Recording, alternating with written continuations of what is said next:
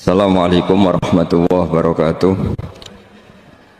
Bismillahirrahmanirrahim. Nahmaduka ya ghafuru ya syakuru. Masalli wa sallim barik ala sayyidina maulana Muhammadin wa ala alihi wa sahbihi asma'in nama ba'du. Ketika Fatihah itu sebegitu keramatnya, sebegitu topnya, itu setan rapat, singkat cerita itu yang tadi dipimpin oleh iblis yang sedang terkapar apa? Terus tali obatnya nggak ada, cuma dia shock karena ada surat yang turun yang melafatkan itu pasti selamat dari apa? Neraka. Nah ini gimana saran Anda? Terus sarannya adalah bikin orang-orang itu lupa tidak baca Fatihah. Nah ini rapatnya iblis. Idhabu wajtahidu hatta tufilu qulubahum hatta la yaqulu hadis surah.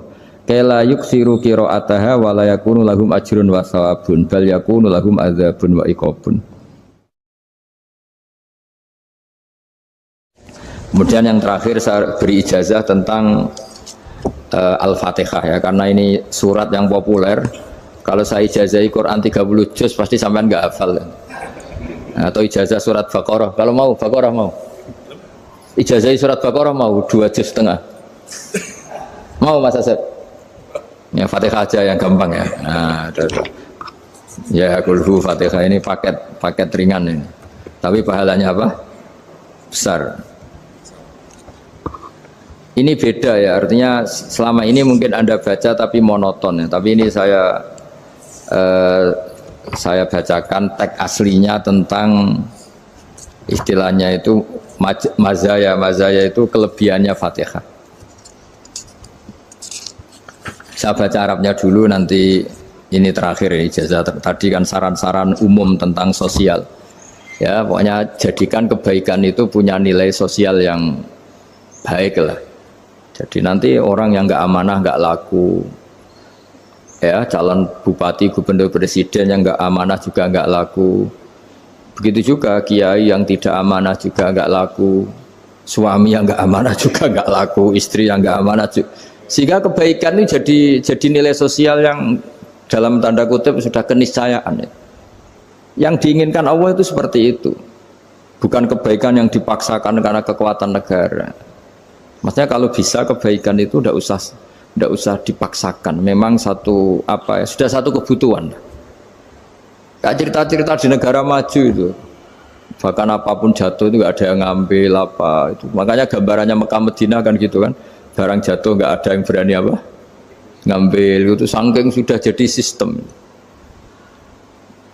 Nah, sehingga banyak negara di Eropa itu yang sampai nggak punya tentara, nggak punya polisi karena kebaikan itu sudah. Nah kita kan masih capek, polisinya aja capek apalagi masyarakatnya, karena ya apa ya, kebaikan itu belum jadi nilai apa bersama. Nah kita selain ditopang negara, ada polisi, ada tentara, itu kita usahakan kebaikan itu jadi nilai apa bersama. Ya, tadi wa'tamiru bainakum bima'ruf. Dan kita punya reputasi yang bagus dalam bab ini. Saya masih ingat kecil saya itu yang jilbaban hanya keluarga kiai. Sekarang rata-rata masyarakat itu jilbaban.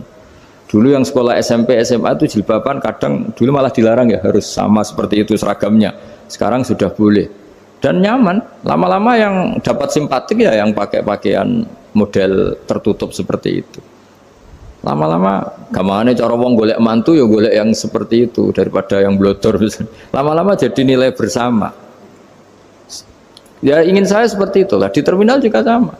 Orang mau makan cari warung yang kelihatan ada ayat kursinya, pakai jilbab, atau paling tidak dia nggak mungkin lah nyuguhkan yang tiren atau yang haram. Akan ada garansi sosial, ada apa? Ada garansi apa? Sosial dengan penampilan yang soleh itu kan, masa iya nyuguhkan oplosan babi gitu misalnya itu. Jadi nilai sosial itu harus, ya tadi harus benar-benar jadi nilai, sehingga negara biar nggak capek-capek itu. Polisi juga gak capek kan, karena tugasnya corong Jawa mau ngawat-ngawati tok, tapi sudah tidak perlu tegang karena kebaikan sudah jadi nilai apa bersama. Ya ingat-ingat ya ayatnya tadi, wa'tamiru bainakum bima'ruf. Jadi kebaikan itu harus jadi nilai bersama. Iktimar itu menjadi urusan bersama. Makanya kalau kita rapat besar disebut apa? Muktamar. Muktamar itu urusan bersama. Ya tadi imamnya sholat juga menopang Gojek karena nggak lama-lama nopang Grab, nopang Kernet, nopang penjaga Indomaret, penjaga bensin, pom bensin. Lah dia hanya punya waktu 5 menit terus imamnya baca Baqarah kan. Iya imamnya mursyid, mungkin dia tambah lama tambah dapat aplaus dari muhibbinnya, tapi makmumnya dia tambah lama tambah dapat penghormatan dari pecintanya, tapi kitanya wah khusyuk wali kan, dia dapat status naik lah, kita yang sudah tidak ikut jadi wali diganggu apa pekerjaannya. Kalau ada imam seperti itu sampai mufarokoh saja, niat ya Allah sampai sini saja saya makmum orang itu, silakan orang itu punya urusan sendiri dengan jenengan, ya sudah atau salib saja apa. Nah, itu boleh kalau dalam fikih namanya apa? Mufarokoh. Mufarokoh itu niat. Tapi kamu jangan langsung selonong mufarokoh, niat dulu. Pamit sama Allah bahwa sekarang mau mufarokoh. Ya, tapi ya jadi sholat yang aneh kan, imamnya masih rukuk, kamu terus sujud, terus apa-apa selesai ya. Mungkin dalam pandangan itu orang lain ini maksudnya makmum gimana ini kok begini. Tapi sudahlah Allah Maha tahu. Nah, insya Allah dimaklumi. Ya saya baca tentang Fatihah ya, karena sampean pasti sering baca Fatihah. Supaya apa sekaligus jadi jimat lah gitu. Jadi kalau kamu sering di jalan-jalan yang mungkin sepi atau mungkin kan tidak semua teman Grab itu nasibnya bagus yang di Semarang Jogja. Mungkin yang di Kalimantan di Papua kan ada yang 10 kilo gak ketemu rumah, ya kan? Ya lihat di TV-TV itu kan kasihan kan. Sudah 10 kilo gak ketemu rumah, penumpangnya kewekar preman tuh kan. Ini makan orang enggak kan udah. Kan ujiannya dua. Kalau penumpangnya cantik itu ya kecoba syahwat, kalau preman takut. Jadi orang itu selalu ujian itu. Sing sedengan itu kan jarang orang itu. Jadi kalau penumpangnya perempuan cantik ujiannya itu syahwat, kalau preman ujiannya ketakutan. Kalau orang yang lemah bawa uang ujiannya kamu ingin garong. Jadi hidup itu memang semuanya ujian. Liyabluwakum ayyukum ahsanu amala. Makanya saya sering ditanya oleh teman-teman, Gus, nah ujiannya kenal wong wedok elek piye? Sama, kenal wong ayu ujiannya syahwat, kenal wong elek ujiannya ngenyek, itu sama-sama dosa. Syahwat ya dosa, ngenyek juga dosa. Wah elek keriting untune metu ya dosa ngomong gitu. Kadang-kadang orang berpikir enak kancanan wong elek gak dosa. Kata siapa kancanan wong elek itu ya dosa karena bawaannya ngenyek. Ngenyek itu menyepelekan itu. Makanya saya itu ya nggak mau berteman sampean. Nanti kan bawaannya ngenyek atau seneng ya tidak tahu saya. Ya sudah ada takdir saja kalau ketemu ya tak ulang ngaji gitu. Tapi ini ngaji terakhir, setelah ini ngaji biasa aja, tidak usah resmi gini. Ngaji kok resmi aneh. Pokoknya nanti suatu saat kalau pandemi sudah berlalu saya akan ngaji Rebona, lalu ini ngaji. Ini ngaji yang kurang bagus karena ngatur kiai kurang berkah ini. Nanti tapi ya lumayan lah masih mau ngaji. Ngaji kok tanggal ini jam ini. Sekarang suatu saat kamu tak panggil, Mas Wahyu datang ke sini jam ini, tidak mesti bisa. Mungkin pas ada acara apa, oh, maaf ke sini pas ngecek, pas apa. Gitu. Jadi ya sudah, tapi tak maafkan, enggak apa-apa. Takdir, ya. Tak bacakan, supaya sampean tahu keramatnya Bismillah. Nah sebelum saya bacakan Bismillah Fatihah, tak beritahu tentang ilmu tafsirnya, karena ini penting sekali. Fatihah itu dawuhnya Allah, tentu itu dawuhnya Allah. Saya ulang lagi, itu kalam Allah. Tapi yang sudah diberikan kesampaian ke kita semua, sehingga seakan-akan itu menjadi dawuhnya kita ke Allah. Jangan salah loh ya, Fatihah itu dawuh Allah, tapi sudah diberikan ke kita, sehingga posisi kita itu yang punya itu. Nah kenapa ini perlu dijelaskan? Karena nanti ada kalimat iyyaka na'budu wa iyyaka nasta'in. Kalau itu masih kalam Allah, berarti Allah ngomong ke kamu, ngendikan ke kamu, kepadamu aku menyembah. Masa Allah menyembah kamu? Nah sehingga ilmu tafsir itu menyelesaikan itu dulu ya. Saya ulang lagi ya, sebelum sampean sering baca Fatihah, aku yakin ya sering baca, tapi barokahnya tidak paham itu tidak pernah janggal. Enggak paham itu ya penting supaya ada iskal, tidak janggal. Sebetulnya di kalimat itu ada yang janggal. Kalau Fatihah itu kalimatnya Allah atau kalam Allah, bagaimana dengan kata-kata iyyaka na'budu? Masa Allah ngendikan ke kita, kepadamu kami menyembah? Masa Allah menyembah kita? Maka penyelesaiannya secara ilmu tafsir gimana? Semua ulama mengatakan, bukan satu dua, semuanya mengatakan di Fatihah itu semuanya diberi kawalan kalimat. Saya ulang lagi ya, di Fatihah itu semuanya diberi awalan kalimat qulu, katakan wahai hambaku begini. Ya, katakan wahai hambaku begini. Nah, begini ini pelajaran dari Allah yang sudah diberikan ke kita. Terus kita mengatakan Bismillahirrahmanirrahim, Alhamdulillahirabbil, termasuk kita mengatakan Iyyaka na'budu wa iyyaka nasta'in. Jangan bayangkan Allah ngendikan ke kita. Kalau Allah ngendikan kita berarti gini, hei wahyu ihdinas siratal mustaqim, tunjukkan saya jalan yang benar. Nah nanti kamu terus, ya Allah, Anda aja minta tolong saya minta tolong siapa kan? Jadi panjang kan? Ya, saya ulang lagi ya. Jadi itu di Ulumul Quran diterangkan gimana? Sebelum baca Fatihah, ya.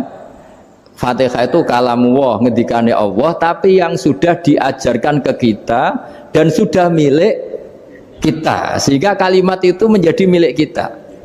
Tapi ya kalamullah, tetap kalamullah, tapi sudah menjadi milik kita. Udah paham ya? Ya pinter nah. Ya, karena kalau tanpa penjelasan seperti ini Anda akan iskal. Bagaimana Allah, iskal itu janggal, bagaimana Allah mengatakan iya karena butuh. Kan jadi aneh ya? Ya, jadi tak jelaskan secara ilmiah ya. Jadi kata ulama-ulama tafsir, ayat-ayat Quran seperti ini sebetulnya dimulai dari qulu apa? Meskipun nggak dilafatkan. Itu kan sama dengan qul huwallahu ahad Muhammad, katakan kalau Tuhan itu satu. Ya namanya Quran itu kan kalam Allah, membina nabinya, membina umatnya. Makanya dikatakan atau enggak di sini tersembunyi kata qulu, katakan. Ya.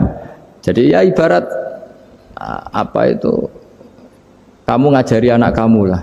Le, panggil jenengan bapak kulo. Itu maksudnya anak itu, kalimat itu kalimat kamu, tapi kamu ajarkan ke anak kamu. Terus anak kamu bilang, Pak jenengan bapak kulo. Nah ketika kamu mengatakan jenengan, bukan kamu mengatakan jenengan anakku, berarti anakmu itu bapakmu, kan lucu kan. Anak kamu ajari jenengan bapak kulo, kamu engkau bapak saya. Terus anak kamu mengulang jenengan atau kamu bapak saya. Berarti itu kalimat yang kamu ajarkan, tapi sekarang sudah milik anak kamu.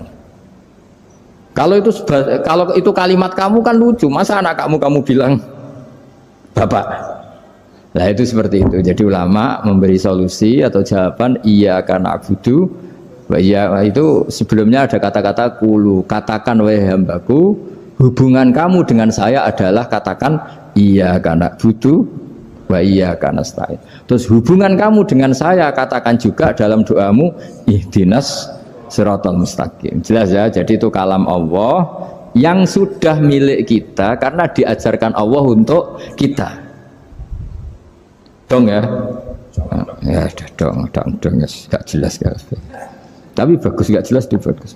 Kalau kamu jelas gak jadi digrab, jadi gubernur. Min azimi fadliha kasratu asma'iha wa fadail ukhra. Ini cerita dramatisnya surat Al-Fatihah. Qala Abu Hurairah radhiyallahu anhu inna iblisa ranna khina unsitat Al-Fatihah. Jadi iblis itu begitu kesakitan. Ini kitab Abu Abul Farad karangannya Syed Muhammad Alawi, juga kutipan dari beberapa kitab. Yang jelas beliau sendiri juga ngutip dari beberapa riwayat di beberapa hadis. Halaman 123. Ketika Fatihah turun itu iblis kesakitan. Kayak orang sakit gigi lah, tersiksa sisanya karena turunnya surat apa? Al-Fatihah. Artinya kalau Anda baca Fatihah dijiwai, maka Anda melemahkan setan, melemahkan iblis. Wa qala Mujahid, khina unzilat Fatihatul Kitab ronna fastama indahu asyayatin. Jadi ketika Fatihah itu turun, iblis itu terkapar lah kira-kira, sampai dijenguk banyak setan. Jadi kemana di ICU lah kira-kira gitu kalau sekarang itu. Entah Covid entah enggak tahu, pokoknya di ICU sampai dijenguk banyak setan. Enggak tahu bawa apa enggak tahu, pokoknya dijenguk banyak setan. Nah, nyangoni karena ini apa? Ketuanya apa? Pingsan, sakit. Jadi iblis itu sakit sampai dijenguk anak buahnya setan-setan. Ya semoga kalian semua tidak kenal setan. Kalau kenal berarti teman apa? Wa qalu misla dzalik wa qala lahum laisa mimma taquluna syai'un walakin unzilat suratun laisa ajru qailiya illa an harrama alaihi nar jahannam. Saya ini bukan sakit fisik kata iblis. Kamu tidak usah jenguk saya, datangkan dokter terbaik, tidak usah. Saya ini tidak sakit fisik. Saya ini sakit karena ada surat yang diturunkan, yang pahala yang melafatkan surat itu pasti selamat dari neraka. Padahal misi terbesar saya ini supaya manusia masuk neraka, sekarang punya tamengnya. Wah pusing kan? Ya seperti orang lah goda sampean, ternyata sampean setia, itu kan pusing. Nah ternyata tidak setia, itu yang akhirnya ribet kan itu. Jadi iblis itu cita-cita terbesarnya kan semua orang itu masuk neraka. Nah sekarang turun satu surat yang gara-gara surat itu siapapun yang baca dijamin selamat dari neraka. Jadi walakin unzilat suratun laisa ajru qailiha illa an harramallahu alaihi nar jahannam. Karena jadi dia shock lah, kalau orang di Jawa itu bilang shock. Aduh sial nasib saya ini umat nggak bisa saya goda lagi karena punya tamengnya tadi punya. Qad tolakaidukum wa makrukum. Rekayasa kalian sekarang itu tidak ada gunanya semua. Nah, ini alhamdulillah di Indonesia kelihatan kan banyak yang miskin, banyak yang susah. Tapi selagi mereka masih sholat, itu keinginan mencari halal itu masih tinggi. Kayak apa kita di tengah kota, jauh dari anak istri, jauh dari tetangga. Biasanya kalau orang jauh dari anak istri, tetangga kan sakar PDW. Tapi yang soleh masih banyak, sudah jauh dari keluarga tetap lurus. Loh, kalau yang dekat lurus kan wajar, konangan wong akeh kan. Ini sudah jauh masih lurus. Nah ini nggak lepas dari barokahnya surat apa? Surat Fatihah tadi. Jadi karena ada surat yang menjamin pelafalnya atau qailiha terbebas dari api neraka. Wa qalat as-sayatinu lahu is ayyusai'in ta'muruna ya maulana. Faqala lahum idhabu wajtahidu hatta tukhfilu qulubahum hatta la yaqulu hadhihi surah. Lalu kita gimana? Jari para setan gitu. Lalu kita gimana? Terus kata iblis, sudah bikin mereka lupa sehingga tidak baca lagi. Selagi masih baca kita pasti keok. Jadi kalau sampean sudah jarang baca Fatihah itu berarti sudah bagian dari kemenangan apa? Iblis. Jadi kalau sampean sudah jarang baca Fatihah itu berarti bagian dari kekalahan Anda, kemenangan iblis. Masih sering baca? Alhamdulillah. Berapa kali? 5 kali sholat. Terus apa lagi? Ya, kalau ngajarin anak-anak mau itu juga selain doa itu juga juga. Kok 5 sekali tok itu? Berarti pas sholat fardu tok itu? Enggak 5 kali itu mendingan itu 17. Kamu itu ngitungnya jangan 5 ini. 5 waktu saja. 5 waktu itu berarti lumayan kan? Berapa? 17 ya? Ya. 17 ya? Ya. 17, tapi kalau makmum tuh sering separuh kan, apalagi makmum taraweh. Ya kan? Makmum taraweh itu bacanya Fatihah ada yang sempurna enggak ya?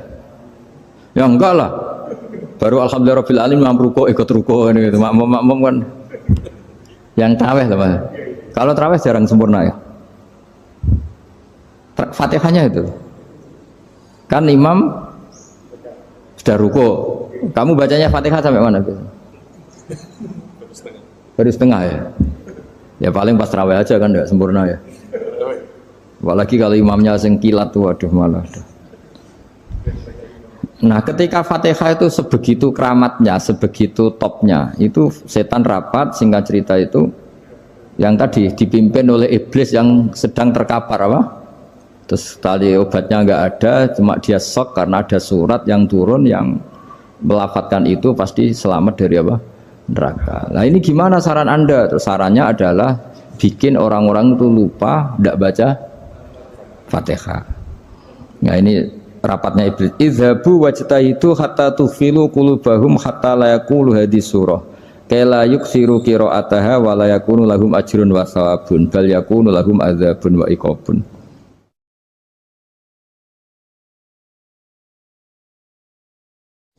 Jadi saya mohon selama ini Anda sudah baca, tapi mungkin hanya rutin saja. Napa rutin saja? Jadi barokahnya ngaji ini kamu punya kekuatan atau punya semangat membaca karena ini surat yang luar biasa. Ibarat gini, kalau sampean tanya, saya juga sering mikir, masa Gus hanya surat kok punya kekuatan seperti itu? Di dunia ini kata Allah, mulai Nabi Adam sampai kiamat, nggak ada yang bisa menandingi kekuatan kalimah. Kalimah itu kata-kata, nggak ada yang bisa menandingi kata-kata. Misalnya Anda nge-grab berangkat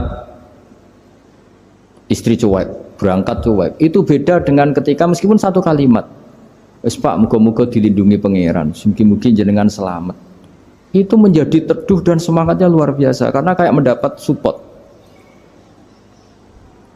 Jadi kira-kira kalimat itu hubungannya kita dengan Allah, Fatihah itu seperti itu. Kamu melafadzkan satu kata-kata yang dibenarkan langit bumi, dibenarkan aras, dibenarkan malaikat, dibenarkan semua penghuni di dunia ini. Sehingga itu efeknya luar biasa. Itu seperti gini ya, kamu cerai sama istri, terus nikah lagi katut babon. 10 tahun anak kamu dididik, ibunya benci kamu. Dan memang Anda layak dibenci.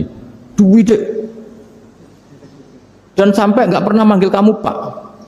Suatu saat kamu tentu rindu kan ingin dipanggil bapak oleh anak kamu. Suatu saat anak ini manggil kamu Pak E. Itu senengnya bukan main, hanya sebuah kata-kata. Makanya kadang-kadang orang itu tanya sama kiai, ijazah lafadz ini gunanya apa sih? Itu ijazah-ijazah itu untaian kata-kata. Yang kata-kata ini dibenarkan langit dan bumi dan aras dan para malaikat, sehingga efeknya itu luar. Nah ibarat seperti itulah, kamu melafadzkan Fatihah itu melafadzkan kata-kata yang dibenarkan Allah dan Rasul dan semua malaikat, semua penghuni langit. Maka ini efeknya pasti luar.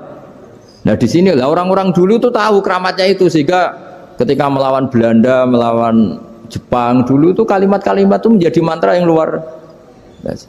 Doa lah, doa yang luar biasa. Tapi di era modern karena orang sudah tidak ngerti itu, dianggap itu mantra, jimat, khurafat, bid'ah, waduh ribet menemal. Sebetulnya tidak seperti itu. Memang kata-kata ini kekuatannya luar biasa. Sama kesakitan hati kamu juga karena itu. Ngojek wangilan. Lha Pak di bojo kok kowe gagahe tok kere. Wah, iku seling terus mesti. Padahal kalimat itu kan tidak melukai secara fisik, tapi apa kerjanya sesuk saras-sarasen. Karena terus dengan pengadilan seperti itu kan ngapain kerja demi perempuan yang seperti ini. Lagi-lagi kata-kata ini luar. Nah bayangkan kalau kata-kata itu adalah kalimat yang diajarkan Allah lewat Rasulnya, lewat malaikat Jibril. Kayak apa kekuatannya itu? Nah, kira-kira Fatihah itu gitu. Kalimat yang baik, kalimatan thayyibah diajarkan oleh Allah dan Rasul. Kayak apa kira-kira kekuatannya? Pasti luar biasa. Wong support yang dikatakan istri kita, anak kita aja luar biasa. Apalagi ini support yang diajarkan Allah dan Rasul. Ya makanya saya mohon kalau baca Fatihah, baca kalimat-kalimat thayyibah ketika sholat itu dijiwai. Ya misalnya Rabbana lakal hamdu mil'us samawati wa mil'ul ardi wa mil'u ma syi'ta min syai'im. Engkau zat yang layak dipuji, dan pujian ini memenuhi langit dan bumi. Karena kita tahu nggak ada sejengkal di alam raya ini kecuali di situ ada rahmat Allah. Misalnya kamu bisa lewat sampai rumah saya, kamu mungkin anggap biasa saja. Coba kalau ngalami likuifaksi, tahu-tahu bumi ini ambles, bisa ngelewati yang likuifaksi itu luar. Tanyakan orang pernah ngalami likuifaksi di Sulawesi, itu melihat bumi bisa diinjak gak ambles itu, wah luar. Nah, sama nggak ngalami itu sehingga lewat bumi ya biasa aja. Coba kalau ngalami seperti tidur, ya biasa aja. Coba kalau ada gempa, bahwa bumi tenang ini sudah nikmat yang luar biasa. Masa kamu ngaku nikmat nunggu digituin? Ya kan? Nah, makanya baca Fatihah dijiwai lah bahwa ini kalimat yang luar biasa. Nah, saya teruskan ya. Warwa Muslimun fi sahihihi an Ibnu Abbas radhiyallahu anhuma annahu qala bainama Jibril alaihi salam qaidun dan Nabi itsami anaqidan min fawqih farafa'a ra'sahu faqala hadza babun minas sama futihal yawma lam yuftah qaddu ilal yaum fanazala minhu malakun faqala hadza malakun nazala ilal ardi walam yanzil qattu illal yauma fasallim waqal absyir binuraini qad uti tahuma lam yu'tahuma nabiyyun qablak Fatihatul kitab wa khawatimu suratil Baqarah. Jadi suatu saat Jibril ini jagongan kira-kira gitu sama Rasulullah. Tahu-tahu langit itu gemuruh. Karena langit gemuruh kata Jibril terus semuanya ngangkat kepala ke langit. Ini pintu langit baru ini dibuka, yang sebelumnya tidak pernah dibuka seperti ini. Turunlah malaikat, yang malaikat ini pun malaikat spesial, yang nggak malaikat murahan lah kira-kira gitu, yang nggak pernah turun ke bumi kecuali juga saat itu dengan penyambutan yang luar biasa, dengan semuanya tidak pernah terjadi hanya karena bahas surat Fatihah. Jadi ini surat yang luar biasa, pengawalannya lewat malaikat yang spesial, nggak pernah turun di bumi kecuali saat itu, penyambutannya juga nggak pernah seperti itu, baru seperti itu. Jadi semuanya itu spesial. Nah, kenapa ini spesial? Karena di situ ada isi puja-puji kepada Allah Subhanahu wa ta'ala. Ada ikrar kita, alhamdulillah rabbil alamin, ar-rahmanir rahim. Ikrar ini penting. Kalau contoh paling gampang gitulah. Kamu punya istri selama ini cerewet terus. Suatu saat ngomong, "Pak, tak angen-angen ra ono wong lanang koyo sampeyan." Itu langsung tidak ada lelaki sebaik engkau. Itu sama senengnya, masya Allah. Karena ada ikrar dari seorang istri ke kamu. Nah bayangkan kalau ikrar kita sebagai hamba diakui oleh Allah Subhanahu, maka ikrar ini akan dicatat sebagai kebaikan kita yang kita panen nanti di akhirat. Karena ada ikrar. Kita ikrar bahwa alhamdulillah rabbil alamin. Kita ikrar ar-rahmanir rahim. Kita ikrar maliki yaumiddin. Kita ikrar iyyaka na'budu wa iyyaka nasta'in. Sampean misalnya jadi orang Indonesia, ketemu orang Indonesia yang makmur di Jerman, terus lupa Indonesia. Kamu orang Indonesia? Enggak, saya ada orang Indonesia. Mangkel gak kira-kira? Mangkel. Karena salah ikrar kan gitu.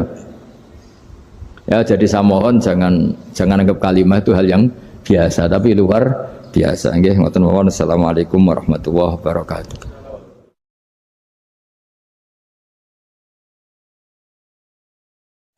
Saya berkali-kali kampanye di mana-mana lah, kampanye dan menganjurkan. Di antara catatan dalam Suhufi Ibrahim wa Musa kan ada kan di Quran itu yang dinamakan lampiran-lampiran wasiatnya Nabi Ibrahim dan Nabi apa? Musa. Itu di antara catatannya begini. Orang yang punya akal itu adalah orang yang bisa menikmati sesuatu yang baik. Misalnya gini, contoh gampang gini. Kamu punya anak pertama atau punya anak yang masih kecil. Itu gendong tuh senangnya bukan main. Melihat anak sehat tuh senangnya bukan main. Mungkin saat itu banyak orang yang sedang maksiat dengan perempuan nakal atau dengan teman-teman nakalnya, yang nganggap seperti itu tidak nikmat. Tapi andekan ini ditimbang ya ditimbang. Yang maksiat betulan, misalnya paling ukuran bahagianya itu 70%. Tapi yang ini, yang nimang anak baru lahir atau masih kecil, corong Jawa ngeloni anak, bisa saja bahagianya itu sampai 100%. Artinya selama ini kesalahan kita adalah nganggap maksiat itu pasti menyenangkan dan taat itu tidak menyenangkan. Makanya saya berkali-kali fatwa, untuk melawan kenikmatan maksiat, orang harus terbiasa menikmati taat, menikmati kebaikan. Jangan kira kita nimang istri nikmat, nimang anak nikmat, ketemu teman yang lama tidak ketemu juga nikmat. Artinya kita akan melewati berjam-jam untuk jagungan sama teman, sama anak, sama istri. Dan itu harus kamu nikmati supaya mengganti tidak berkebutuhan nikmat yang lewat jalur maksiat.